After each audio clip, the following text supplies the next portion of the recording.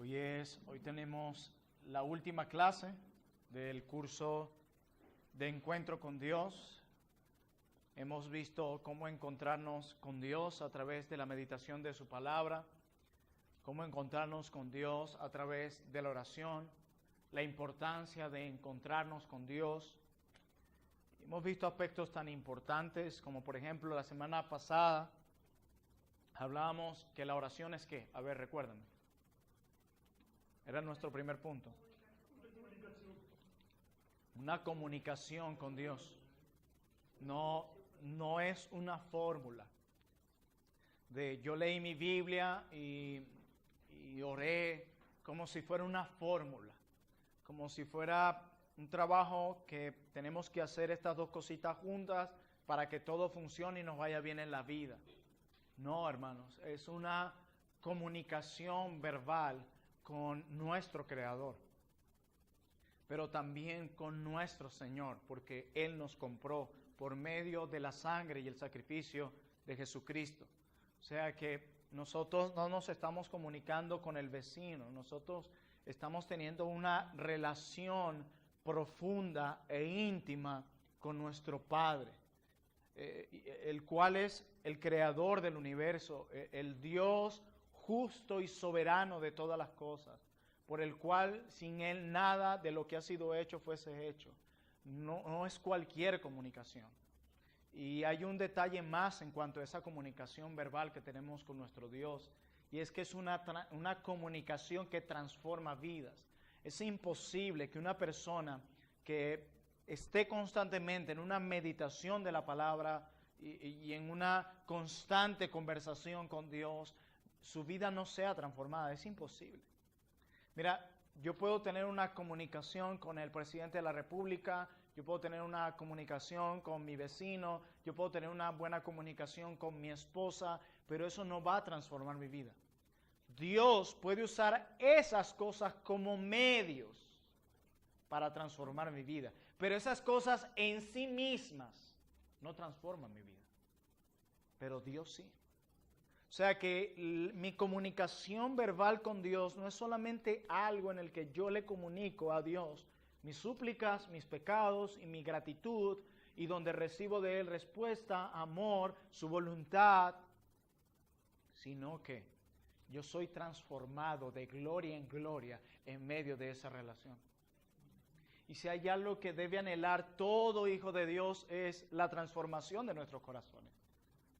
Si hay algo que nosotros entendemos por la Biblia en Marcos capítulo 7, y es que del corazón salen todas las cosas que contaminan. ¿Por qué? Porque nuestro corazón está contaminado, y dice Marcos, o Jesús hablando, allí en el Evangelio según San Marcos, que de allí salen todas nuestras maldades. O sea, yo tengo mucha contaminación en mi corazón. Yo tengo muchas maldades en mi corazón. O sea, mi corazón necesita ser transformado. De hecho, al ver a nuestro alrededor, en nuestra sociedad, el mundo en el que vivimos, nosotros podemos llegar a una conclusión, y es que este mundo necesita ser transformado.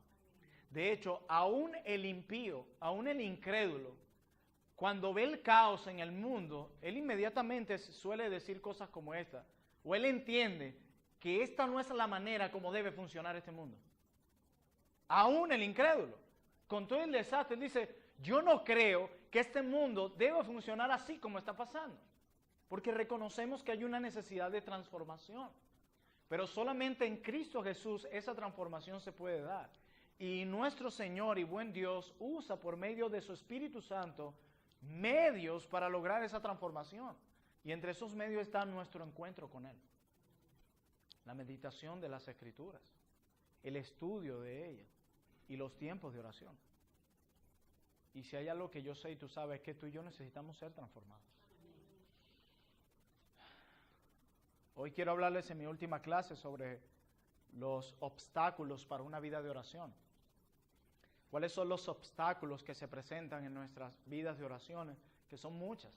Mire, constantemente en la oficina de consejería, tanto Rubén como yo, tenemos a personas que vienen con una lucha de que no pueden tener una vida de oración deleitosa o fluida.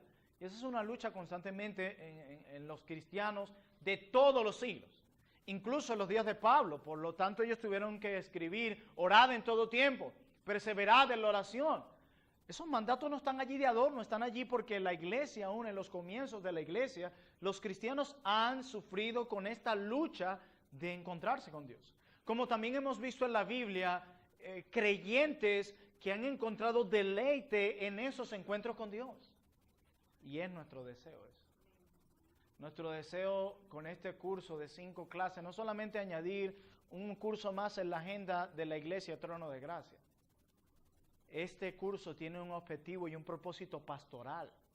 Y es que la vida de los miembros de nuestras iglesias sean transformadas en una relación con Dios. Mire, si ya lo que yo he aprendido como consejero bíblico y por otros consejeros con más experiencia, es que nosotros debemos guardarnos del conductismo.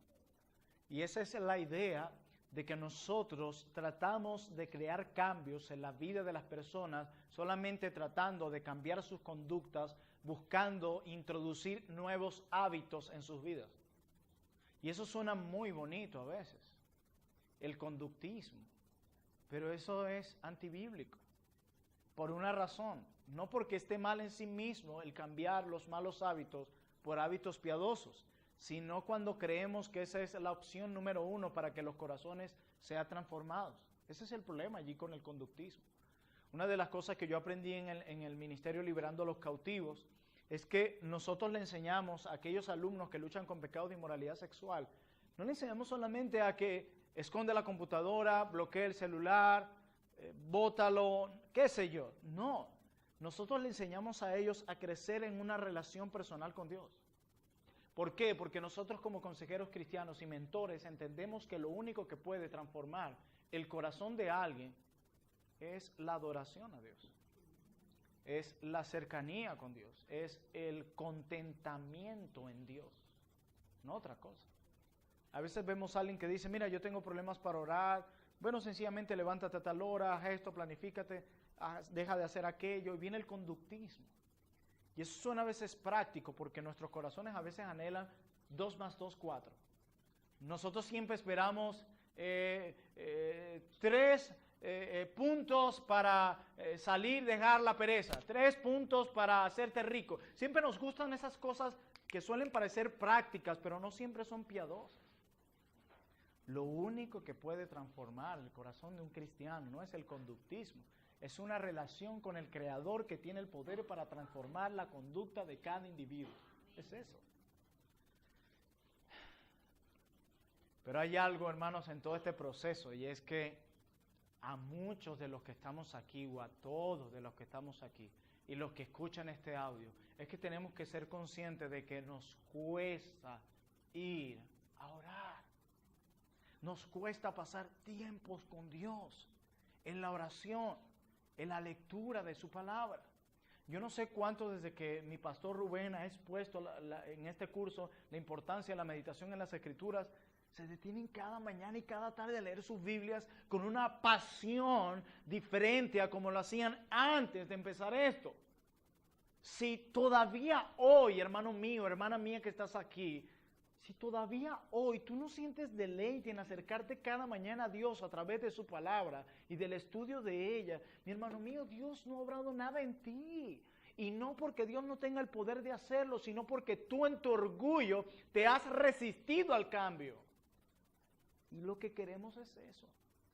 Igual con la oración. Decía Thomas Watson, el puritano, acerca de esa dificultad que tenemos de acercarnos a Dios en oración. Y el puritano decía, Cristo fue más voluntariamente a la cruz que nosotros al trono de la gracia. ¿Escucharon eso? Cristo fue más voluntariamente a la cruz, que meritaba más esfuerzo y dolor, que nosotros al trono de la gracia. Oh, ¿qué tan lejos estamos de parecernos a Él? Hermanos, a lo largo de este curso básico hemos dicho que entendemos que un tiempo devocional es la parte del día que reservamos para la adoración a Dios. Hemos explicado que un tiempo devocional es ese espacio que reservamos para la lectura de la palabra de Dios, la comunión con Dios, a fin de que podamos conocer más a Dios, conocer más a la luz de Él y conocer el mundo desde una perspectiva o desde la perspectiva de Dios. Eso es un devocional. Ese tiempo particular que apartamos para orar y meditar en la palabra de Dios, para conocer más a Dios y ver el mundo desde una perspectiva de Dios, eso es un tiempo devocional. Y yo quisiera esta noche, que en nuestra última clase, hablemos un poco de aquellos obstáculos que se nos presentan en nuestro encuentro con Dios. Obstáculos que mientras no los derribemos, serán un gran estorbo para nuestra vida devocional. O sea que la idea no es aquí, hey, ya detecté, este es mi estorbo, estos son los obstáculos que se me están presentando en mi encuentro con Dios y ya. Hermano, escuchar la palabra y no aplicarla es como alguien que escucha un consejo y dice, ay, gracias por el consejo y no lo aplica. No sirve de nada. La Biblia llama sabio al que escucha el consejo, ¿cierto? Pero ¿saben cuál es la idea del proverbio cuando dice eso? Aquel que escuche y aplica el consejo. Si tú solamente te caracterizas por, ay, gracias, ay, qué bueno, pero no lo aplica, tú solo eres un necio. Sabio es el que lo aplica. Pero yo espero que Dios nos conceda esta noche aplicar estas verdades. Hay varias cosas que realmente nos pueden impedir reunirnos con Dios. Yo solamente he seleccionado unas 3, 4 esta noche. Y la pregunta que nos hacemos, ¿cuáles son esos obstáculos? O en otras palabras, ¿por qué no pasamos más tiempo en la palabra? ¿Qué es lo que nos impide pasar más tiempo con Dios? ¿Qué es? Número 1. El primer obstáculo que nos impide encontrarnos con Dios. Y entiéndase que cuando digo encontrarnos con Dios me refiero a la meditación de la Biblia y a la oración. El primer obstáculo es depender de nuestras emociones. Depender de nuestras emociones. Mire, hay un tipo de espiritualidad muy popular hoy en nuestros tiempos, que se basan más en nuestros sentimientos y emociones que en la palabra de Dios y la centralidad del Evangelio. Y a veces esta espiritualidad, o mejor dicho, sentimentalismo disfrazado de espiritualidad, a veces es explícito y a veces es implícito. ¿Entendemos eso? Mire, yo he escuchado esto como pastor en 6 años muchas veces. Yo no me voy a congregar por 2 meses porque necesito estar a solas con el Señor en mi casa y meditar sobre mi relación con Dios, sobre mi vida con la iglesia y después venir acá y venir con ese fuego del Señor y de verdad seguir sirviendo a la iglesia con más poder. Es una estupidez. Va a sonar fuerte lo que voy a decir. Pero yo creo que Pablo lo diría más fuerte que yo. Es una persona estúpida la que piensa así. Porque la Biblia no concibe eso. La palabra de Dios dice, no dejando de congregarse como algunos tienen por costumbre, sabiendo que el día se acerca. Y en conexión, ese texto está en conexión en Hebreos con la apostasía, con el apartarse de la fe. Esa es una supuesta espiritualidad que no es más que sentimentalismo, donde las emociones controlan al hombre y son ellas a las que rigen su comportamiento y actitudes. Es que yo no siento a Dios. Oh Dios, ¿qué pensaría Moisés de eso? Moisés le diría, da gracias a Dios por Cristo. Porque si quisiera realmente sentir a Dios o la presencia de Dios en ti, sería ceniza. ¿Y qué es sentir a Dios? Un cosquilleo. Que la piel se me erice. ¿Eso es sentir a Dios? Entonces el Dios al que yo sirvo, al que se me predicó, es un Dios que hace las mismas cosas que puede hacer mi esposa. Cosquilleo en el estómago y que se me erice la piel.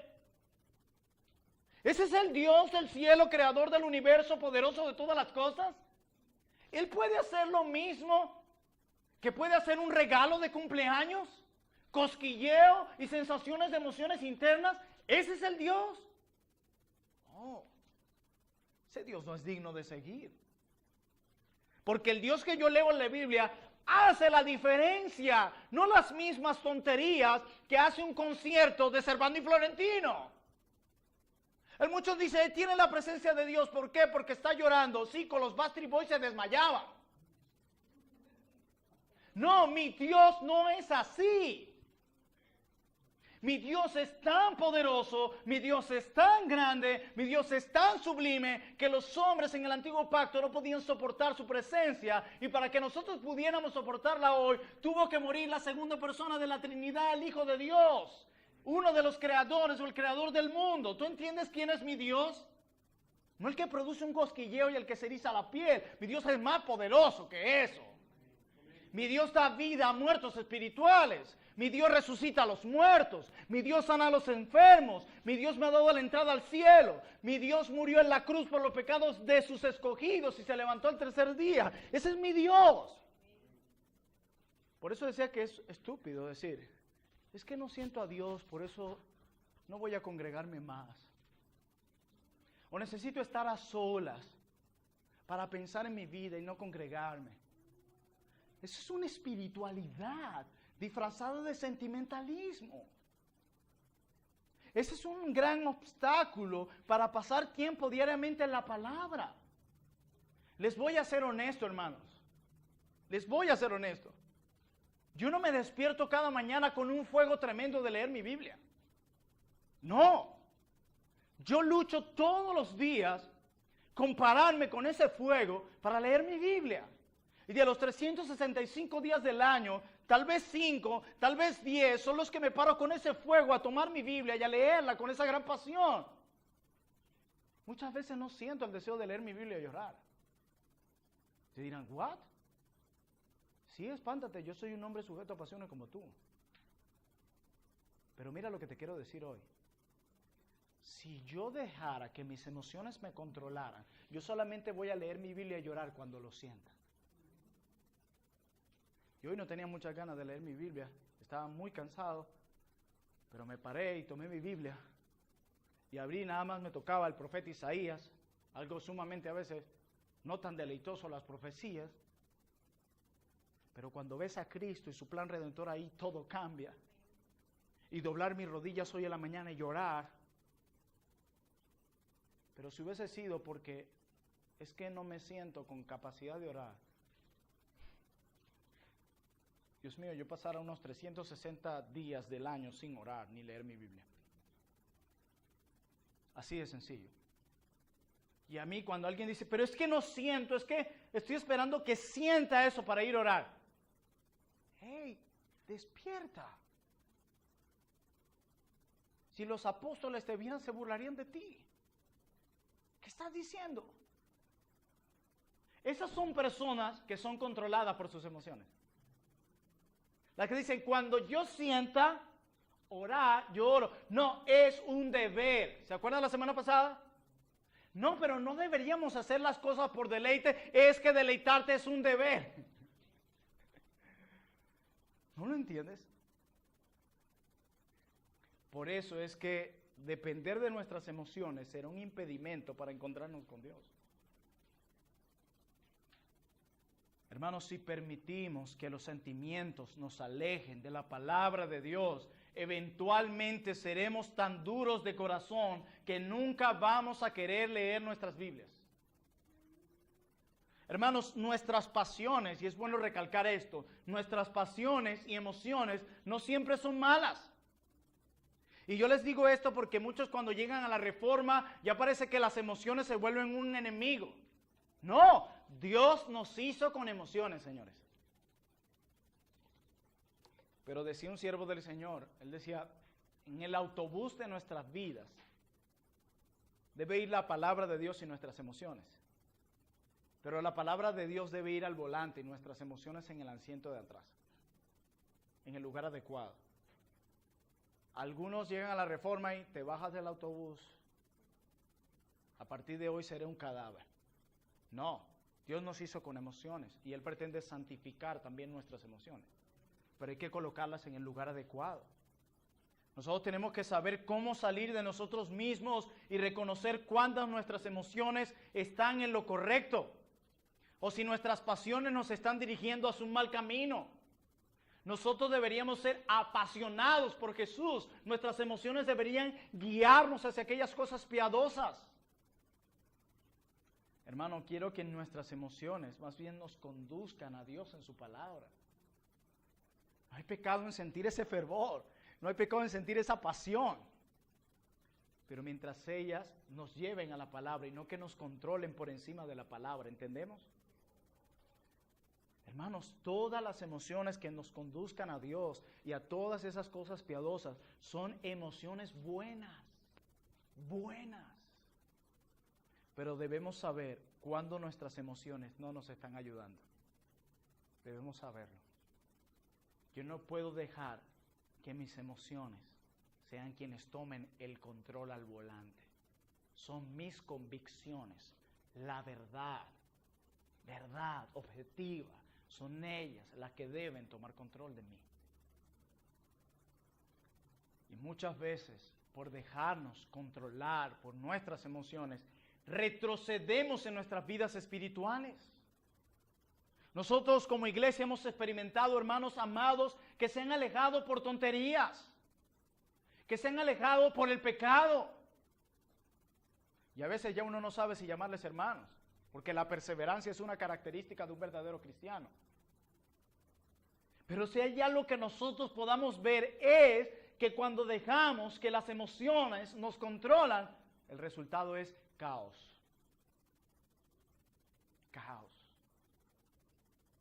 Decía Octavio Winslow lo siguiente: todo retroceso espiritual tiene su comienzo en el descuido de la oración. ¿Escucharon eso? Y lo voy a volver a repetir. Todo descuido espiritual tiene todo retroceso espiritual tiene su comienzo con el descuido de la oración. O sea que esto no es algo de que, bueno, yo dejo de orar y de leer la Biblia y no pasa nada. Sí va a pasar algo. Sí va a pasar algo. Bienvenido al desierto. Sí va a pasar algo. Por lo tanto, no podemos darnos el lujo de que nuestras emociones nos gobiernan. Ese es el primer obstáculo.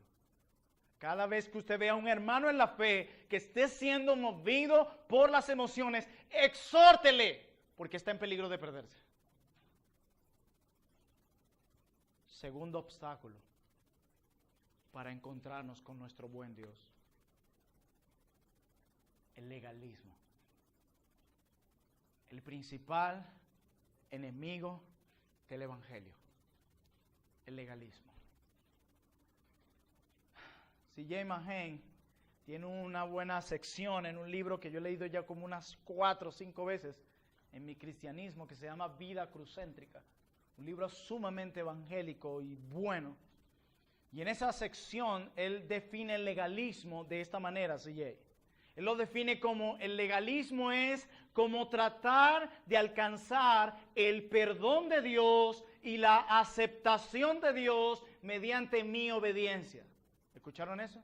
El legalismo, tratar de alcanzar el perdón de Dios y la aceptación de Dios por medio de mi obediencia. Y la pregunta es, ¿qué tiene de relevante esto con el asunto de encontrarnos con Dios por medio de la oración y de la palabra? ¿Qué tiene que ver? Mucho. ¿Saben por qué, hermanos? Porque una de las tendencias de nuestra carne es ganar el favor de Dios haciendo cosas que creemos le agradan a Dios. Nos encanta eso. Mire, nosotros no tenemos que enseñar a nuestras ovejas a tener un corazón fariseo. No hay que enseñarles. Eso es como a los niños. Tú no tienes que enseñarle a los niños a hacer cosas malas. No. ¿Cuál es el trabajo de los padres mientras forman a los niños? Enseñarles a hacer cosas buenas. Que ellos hacen cosas malas. Entonces, tú no tienes que enseñarle a los creyentes a ser un fariseo. Porque todos somos un fariseo en transformación, decía alguien. Toditos, incluyendo el que te habla. Todos. Tú tienes que enseñarle al cristiano a llevar una vida centrada en el Evangelio. Y siempre estamos haciendo cosas que decimos, bueno, yo voy a ganar el favor de Dios, y qué mejor manera de hacerlo que haciendo cosas que le agradan a Él. Intentamos ganarnos el perdón de Dios y su aprobación a través de la realización personal. Y esta trampa se manifiesta de manera explícita y de manera implícita. Explícitamente, realmente puede lucir alguien así, un legalista explícito. Alguien que se aferra a la creencia de que para ser salvos hay que ser bautizado, por ejemplo. ¿Te han escuchado decir, tú eres creyente? Sí, yo me congrego y me bautizaron. ¿Y? El infierno está lleno de personas que se bautizaron hasta 4 veces. ¿Y? O sea, su aceptación a Dios es porque ellos van a la iglesia y se bautizaron. ¿Te das cuenta? ¿Se dan cuenta de eso? Hay gente que dice, pero si yo me congrego todos los domingos.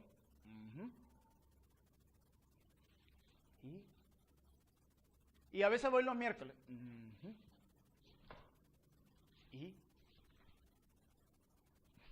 ¿No entiendo? O algunos porque dan muchos de sus sueldos para las iglesias. Bueno, a mí nadie me tiene que tocar, a mí nadie me va a regañar, porque yo ofrendo muchísimo a esta iglesia. Y si a mí me llegan a disciplinar, yo dejo de ofrendar. Bueno, caballero, ahí está la puerta, vaya saliendo.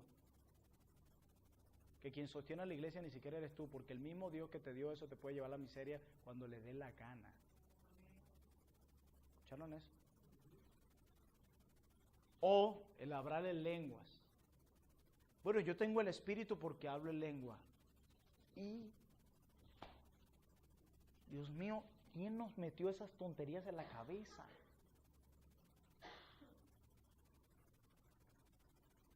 Fácilmente podemos ver cómo esas cosas minan el evangelio de salvación, que es solo por gracia, por medio de la fe. Implícitamente, aquí es donde la mayoría de nosotros podemos fallar. Eso fue explícitamente.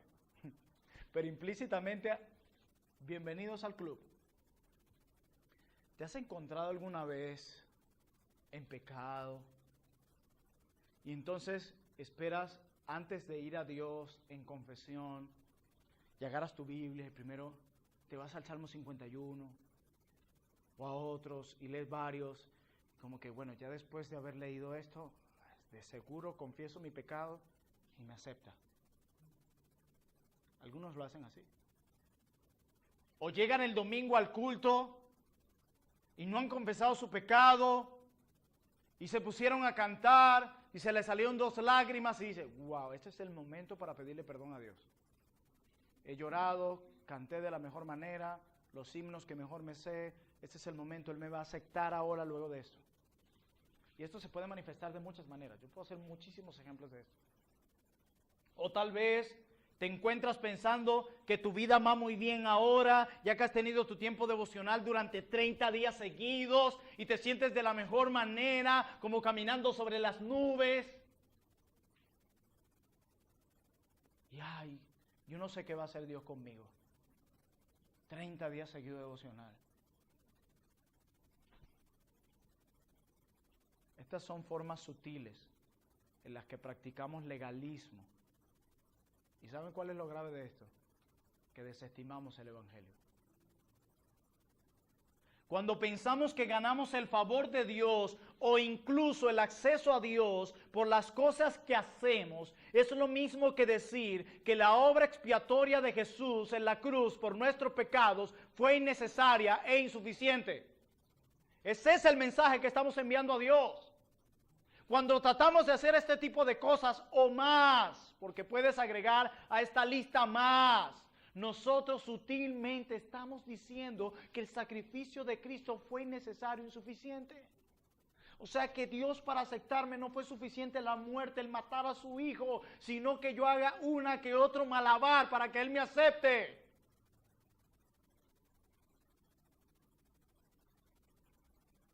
Nos vamos finalmente a Dios mediante su palabra en oración porque sea agradable para Dios. Aunque ciertamente es agradable para Dios que vayamos a Él en la lectura de su palabra y la oración. Pero no vamos con ese fin number one. No, lo hacemos porque no lo hacemos porque nos hace más justificados. Algunos creen que porque van más tiempo en oración o tienen más conocimiento y memorización de ciertos textos bíblicos o pasan más horas de rodillas, creen que son más justificados que otros. O como que nos ganamos más el favor de Dios que otros. Legalismo en acción. Rechazado esa idea por Dios, porque minimiza el sacrificio de Cristo. Nosotros vamos a Dios en la lectura de su palabra y en oración por una razón, porque Él es digno. Porque Él es digno de ser adorado. Porque Él es digno de ser conocido. Si la oración fuera únicamente un medio para adorar a Dios, únicamente un medio para eso, donde no se aceptara que pidieras ninguna cosa, fuera digno Dios de pedir eso. Él es tan bueno que nos ha otorgado por gracia, por medio de la oración, de que podamos venir con Él, no solamente en adoración, sino con súplicas, con gratitud, porque Él es bueno. Pero no porque tú lo merezcas, sino porque Él es bueno. O sea que yo no vengo a Él solamente para a ver si oré con más fervor hoy y Dios me quiere más que ayer. No, es que Él es digno de ser conocido. No es que Él es digno de ser adorado. Así es sencillo. Manheim hace la útil distinción entre la justificación y la santificación, para ayudarnos a entender dónde las disciplinas de la lectura de la Biblia y la oración entran en juego. Él dice así, que la justificación es ser declarados justos por Dios por medio únicamente de la obra perfecta de Cristo, en su obediencia a la ley perfecta, en su sacrificio perfecto, en levantarse de los muertos al tercer día. Somos declarados justos por medio de la justicia de Cristo. Doble amputación. Su justicia se me acredita, mis pecados a Él. Esa es nuestra posición delante de Dios hoy. Yo soy justo delante de Dios. Tú eres justo delante de Dios únicamente por la obediencia perfecta y la obra de Cristo. Esa es la obra objetiva de Cristo por nosotros, sin nosotros, lo que nos justifica. Esa es la inmediata y total conversión. Pero entra otro aspecto aquí, la santificación. Por otro lado, es ser hechos justos. La santificación es ser conformados a la imagen de Cristo. Es nuestra práctica. Es la obra de Cristo dentro de nosotros. Es un proceso. ¿Entendemos? ¿En cuál de los dos crees que entra la meditación de la Biblia y la oración? La santificación. Y yo no sé por qué de alguna manera u otra la queremos meter en la justificación. Para tratar de ser más justificados. Mira, yo te voy a decir, todos somos justificados de la misma manera delante de Dios. Aquí en este salón y en la China no hay nadie que diga, yo soy más justificado que Plinio. Nadie. Nadie. Pero en cuanto a la santificación, algunos son más santificados que otros. Porque tú eres el niño bonito de la iglesia. No, por pura misericordia y gracia de Dios. Por eso Pablo dice, hey, ¿dónde está vuestra jactancia? ¿De dónde viene? Si todo lo recibiste de Él. Entonces tenemos que poner a la lectura de la Biblia y la oración en el lugar correcto. La santificación. Quiere decir que la única manera en la que yo pueda encontrar aceptación de Dios por medio de la lectura de la Biblia y la oración, es que éstas se encuentran en la justificación. ¿Sí me entienden? Pero no se encuentran ahí. En la aceptación está la justificación y yo la tuve por Cristo una vez y para siempre. Así que yo debo incluirla en la santificación en el lugar adecuado. Yo no soy más aceptado por Dios porque leí más capítulos que tú hoy. Yo soy igual de aceptado que tú por Dios por medio de Cristo. Todos los días. Cuando mezclamos estas dos cosas, el legalismo a menudo es el resultado. Empezamos a pensar que nuestra práctica, nuestras obras van a hacernos finalmente justificados delante de Dios. No. Ten paz. Para eso Cristo murió, ¿no? Si no, en vano murió Cristo. Entonces seamos realmente claros ahora mismo, hermanos. No encontrarás ningún favor de Dios al leer tu Biblia a diario.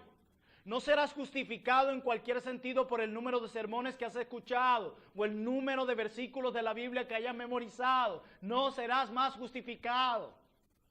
Lo que estás haciendo es minimizando el sacrificio de Cristo y demostrando que aborreces la obra de Jesús en la cruz. Y diciéndole, no es suficiente, no es suficiente. Pero la obra de Cristo sí es suficiente. Por eso Él dijo, consumado es, completo. No hay nada que añadir, ni nada que quitar. Así que no intentes añadir porque consumado es. Así que no serás condenado, mi hermano, porque olvidaste hacer tu devocional esta mañana. Esas cosas son buenas para nosotros, pero no agregan una onza de justificación a nuestras vidas. Pero si tú, como yo, quieres ser más como Cristo, si debes ir a encontrarte con tu Dios cada día. Esa es la diferencia. No para ser justificado, sino para ser santificado. No para encontrar la aceptación de Dios, sino para ser más como el Hijo de Dios. Cuando comenzamos a entender esto, somos liberados para ir a Dios. No para guardar, no para ganar su bendición, aunque seremos bendecidos. No para ganar su favor, sino para simplemente disfrutar de Él. Eso es algo dulce. Eso hace de tu oración y de tu lectura de la Biblia algo diferente. Para disfrutar de tu Dios. Y decir como el salmista, mi alma tiene sed de Dios. ¿De cuál Dios? Del Dios vivo, del Dios de mi salvación. Wow. Tercer obstáculo. Redes sociales. Wow. ¿Eso es un obstáculo? A mí no me parece. Mira, la Biblia enseña que nosotros debemos entrar en nuestra cámara secreta a tener comunión con Dios, ¿verdad? En aquel momento donde Cristo exhorta a los escribas y fariseos, quienes hacían todo para llamar la atención, y le dicen, no, mira, tú estando en secreto con tu Padre que te ve en lo secreto y te recompensará en público. Hace años, entrar en nuestra cámara secreta era lo mejor. El bullicio de las calles, el ajetreo de las salas de una casa, y el cuarto era el mejor lugar para estar solos con Dios, leer la palabra de Dios y orar a Dios. Pero vivimos tiempos donde todo ha cambiado. Ya la cámara secreta no es tan secreta ni tan buena para orar a Dios, porque ahora dentro de la cámara secreta hay muchos dispositivos. Ahora suena el celular en el cuarto, las notificaciones de los muchos grupos de WhatsApp en los que estamos, los mensajes de Instagram, los audios del WhatsApp, los comentarios recibidos en Facebook, la actualización de los estados en WhatsApp, y cuando silenciamos el teléfono, queda la tablet, está la laptop, está la PC, y de alguna manera u otra ya la cámara secreta no es tan secreta. Ahora hay miles de obstáculos. Ahora alguien está orando y llega un mensaje, no, ese no es del grupo. Estaba esperando la confirmación de la transferencia. Ya va, Señor. Se ríen, pero eso es grave. Eso es grave. Eso es grave. Una vez estaba en Cartagena en una conferencia y una noche salimos a caminar y había en un restaurante un letrero grande que decía: aquí no tenemos wifi, aquí la gente habla. Y es increíble hoy, y yo lo digo con mucha vergüenza, a mí me sucede también y mi esposa constantemente me corrige en ello. Estamos hablando y uno está con... o trae el celular al comedor. Yo después que hacía esta nota dije, yo tengo que cambiar muchas cosas. Y ya he cambiado muchas. Mi esposa sabe, yo cuando veo una aplicación que ya veo que me está dominando mucho, eliminar, se acabó. ¿Por qué, hermanos? Porque los cristianos no somos dominados por nada. El Señor nos ha concedido por medio de su Espíritu dominio propio. Cuando algo te está dominando, tú estás en graves problemas. Porque el pecado ya no es nuestro rey, no se enseñorea de nosotros. Y las redes sociales han sido una herramienta útil, pero también se han convertido en un desastre para muchos. Esa es la realidad. Yo no sé cuántos pudieran pasar un solo día sin el celular. Entran en ansiedad. Como que les pica las manos. No se rían, que con ustedes. Me hace falta. Parece inofensivo. Pero es pecaminoso, ¿sabes por qué? Porque eso no puede pasarle a un cristiano. Tú deberías estar así cuando saliste. No leí mi Biblia hoy. ¿Cómo olvidé orar? ¿Cómo olvidé clamar por aquel hermano que está en esta situación difícil? ¿Cómo? Las personas más ansiosas son las que menos oran. ¿Escucharon eso? Y las que no son tan ansiosas son las que oran a Dios, no como el fariseo. ¿Se acuerdan que dice creo que es Lucas, y oraba consigo mismo diciendo? Es interesante, porque él supuestamente se estaba dirigiendo a Dios, oraba consigo mismo. Mírate que eso es lo que le pasa a muchos, oran consigo mismo, no con Dios. Hermanos, las redes sociales pueden ser una herramienta muy útil, repito, o un obstáculo muy enorme en nuestra relación con Dios. Las personas viven metidas de cabeza en sus celulares, en las tablets, computadoras, y esas son las mismas personas que dicen que les cuesta orar porque no tienen tiempo o porque les cuesta concentrarse en la oración, pero no les cuesta concentrarse en una red social. Esas son las que están todo el día. Y mira esto, y mira aquello, y no basta con hacerte daño a ellos mismos, sino mira esto, mira, y mira. Dios mío, pero tú no eres el que dice que te cuesta concentrarte en la oración. Tú no eres el que dice que te cuesta tener tiempo de oración. Tú no eres el que dice que no tienes tiempo para hacer nada.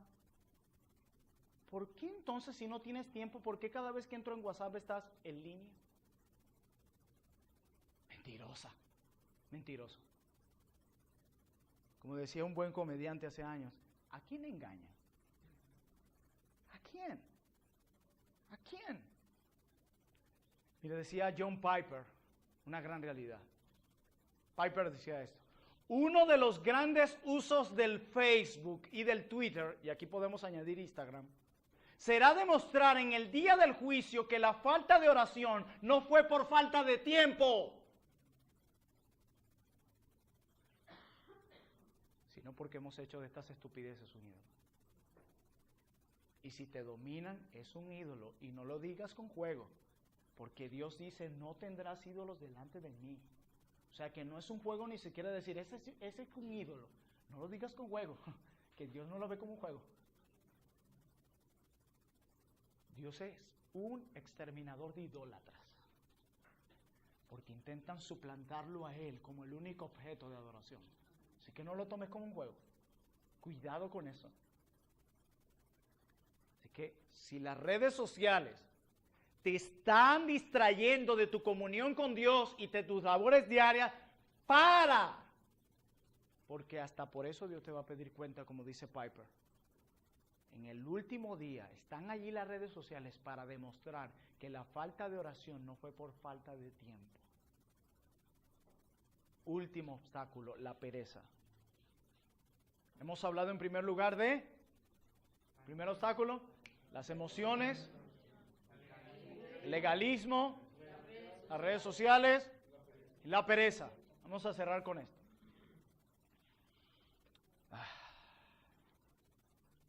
La pereza se manifiesta no solamente en aquel que duerme más horas de lo que debe dormir, sino el que pasa tiempo en trivialidades. ¿Ustedes han escuchado acerca de los deseos de los ojos y la vanagloria de la vida? ¿Sabes qué es algo vano? Algo en lo que yo trato de encontrar deleite, pero al final es algo vacío, sin sentido, trivial. Y eso puede ser dinero, amistades, todo puede ser vano. Y mira, decía un siervo del Señor, si te encuentras constantemente viendo series de televisión o videojuegos más de lo que lees tu Biblia, puede que desees cambiar tus hábitos. Es increíble ahora con este tema de que a la gente le cuesta leer un libro, orar, comunicarse con la gente, pero ahora apareció otro ídolo más, Netflix. Ahora todo el mundo está allí horas de horas de horas. Pero tú le dices, ¿cuándo tú dedicas la lectura de eso? Ay, media hora me cuesta. Es que yo nunca he sido muy dado a la lectura. Lo que pasa es que tú no estás leyendo cualquier libro. Tú estás escuchando la voz de Dios al leer ese libro. O sea que no es un hábito de lectura, es la palabra de Dios. Si te encuentras haciendo planes más estrictos para ver fútbol, más del tiempo que te planificas para leer tu Biblia, pueda que desees reconsiderar tus prioridades. A mí me llama la atención que a veces los domingos la gente llega así. Y yo dije, yo quisiera saber qué habrán hecho el sábado. Y no me digan que fue porque se pararon temprano. Por favor, no usen esa excusa delante de mí. Yo todos los domingos me paro muy temprano, predique o no. Y cuando viví en Guatire me levantaba más temprano. Y no me digan que por la camionetica, porque mi esposo y yo no veníamos en camionetica. Y yo no me dormía. Y no porque tengo 31 años. No, es porque yo le doy descanso a mi cuerpo para venir a adorar a mi Dios. A veces a mí me llama la atención que nosotros criticamos a los que se levantan tarde. Y ojo, yo no lo estoy justificando, detrás de eso siempre hay pereza. Y el perezoso desea y nada alcanza. Pero muy poco hablamos de los que se acuestan tarde. Muy poco hablamos de los que se trasnochan. Muy poco hablamos de los que están desgastando el templo del Señor, que es el cuerpo y sus mentes y todo lo que compone eso. Nosotros, wow, que yo me levanto todos los días a las 4. Y me acuesto a las 2 de la mañana. Wow, se acuesta tarde, se levanta temprano. ¿Por qué elogiamos eso? Como si el acostarse tarde fuera una virtud. Dios mío. Dios hizo aún tu cuerpo para que descansaras. Y nos dio un día también para eso. Decía, creo que era Riley o Hodge, decían, si tu cuerpo pudiera hablar, te gritaría hoy día, acuérdate del día de reposo. Descanso. Así que si vas a, yo no soy de los que elogia a los que se acuestan tarde. Y yo pequé muchas veces haciendo eso. Ya yo a las 9, desconectado de todo. Y a las 5, levantado a mi devocional, a mi conversación con mi esposa y eso. Pero ¿saben por qué muchas veces la pereza nos invade? Por una gran razón, porque nosotros vamos a correr a lo que creemos importante. Para el perezoso el sueño es importante, por eso descansa más de lo normal. Para el perezoso las series son importantes, por eso pasa horas en ellas. Nosotros atendemos lo que para nosotros es importante. Por ejemplo, si tú tienes 8 horas laborales, si te piden un favor, mira, tú me puedes hacer el favor de irme a recoger un producto que compré cerca de la estación del metro tal. No, no tengo tiempo. ¿Por qué? Porque eso para ti no es importante. Pero si en esas 8 horas de trabajo te llaman que tu esposa se cayó de un primer piso, tú vas a dejar de hacer lo que estás haciendo por ir a atender a tu esposa. ¿Por qué? Porque eso es importante. O sea que la razón por la que tú en la mañana te vas a parar, número 1, a leer tu Biblia y llorar a tu Dios, es porque para ti es importante. Si primero vas a la cocina o a hacer cualquier otra cosa, para ti eso es lo más importante.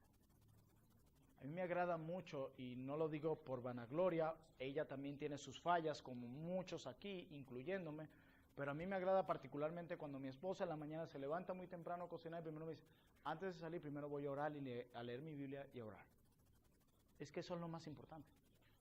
¿Hay algo más importante que encontrarme con Dios en la mañana? Cocina, revisar los mensajes en internet. Decía el pastor Sugel, asegúrate de que antes de que prendas tu celular, primero abras tu Biblia. Asegúrate, por favor, asegúrate. Deja a ese ídolo terrible a un lado. Yo a veces me temo que por eso es que a veces Dios permite hasta que nos roben el celular. Y a veces es tan bueno y tan necesario. Mira, la pereza será un gran obstáculo para tu comunión con Dios. Hay una letra de una vieja canción que dice así: Jesús resucitó de la tumba y tú aún no puedes levantarte de la cama. Perezoso. Obstáculos. El depender de nuestras emociones será un obstáculo en nuestra comunión con Dios. El legalismo será un obstáculo en nuestra comunión con Dios, muy grave.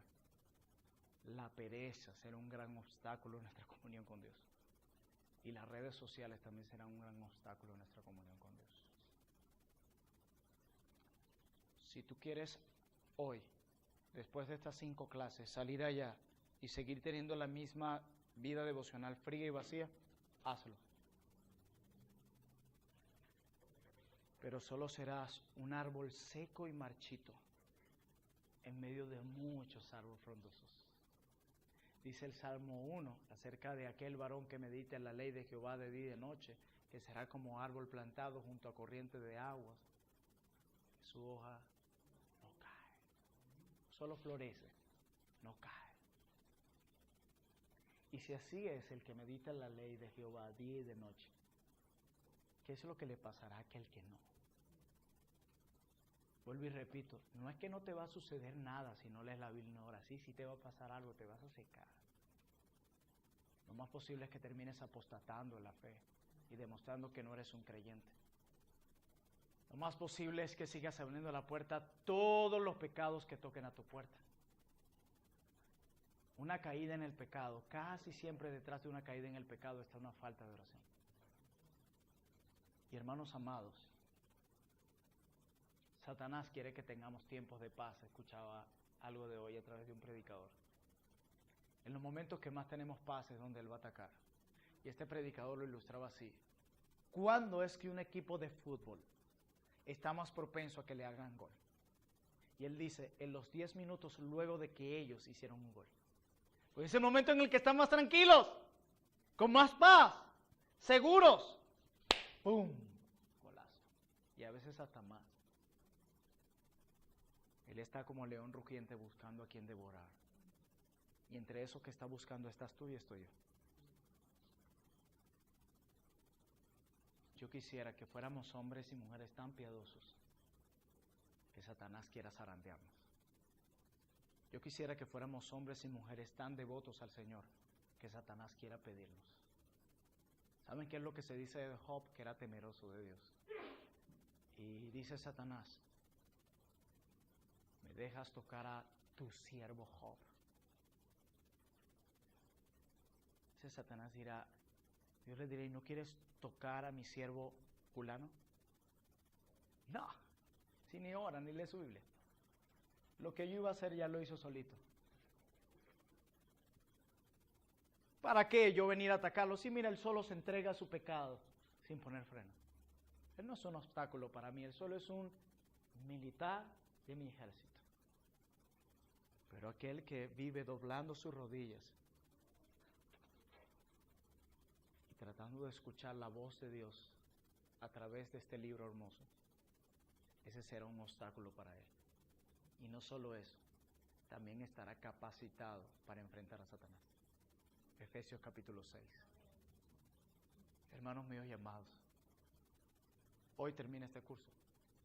Ya el próximo miércoles comenzamos con Antiguo Testamento. Pero me pregunto yo, ¿qué va a pasar con nuestras ovejas, Rubén, después de esto? ¿Seguiremos teniendo la sala de consejería llena? A lo cual no tenemos problemas. Pero me decía un profesor una vez, los pastores tienen consejería por una razón, porque sus miembros no están aplicando lo que se les predica en la semana. Es por esa razón que están ahí, porque no están aplicando la verdad. Y si hay algo que deseamos como pastores de esta iglesia y por amor a sus almas, es que, hermanos, cada mañana, cada tarde, cada noche, las veces que sea necesario, para que no crean que esto es solo en las mañanas, todas las veces en el día que sea necesario, encuéntrate con Dios. Encuéntralo en la palabra, encuéntralo en la oración. No te arrepentirás. No hay nadie que venga a Dios que salga insatisfecho.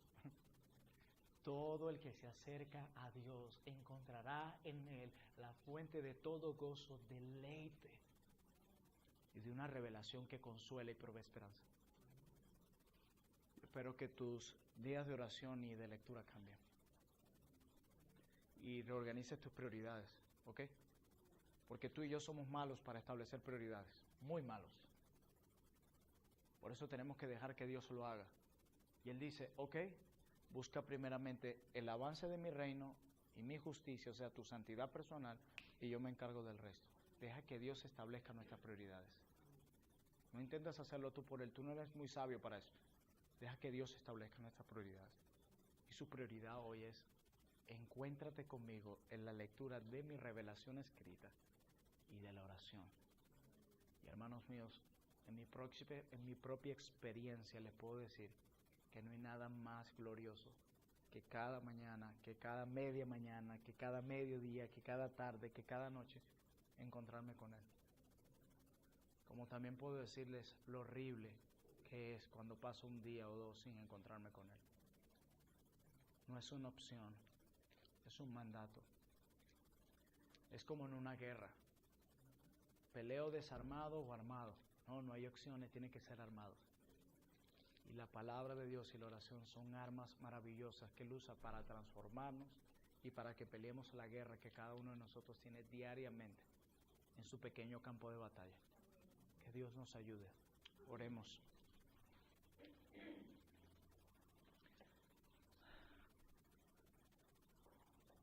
Señor, venimos a ti de nuevo en oración, Padre.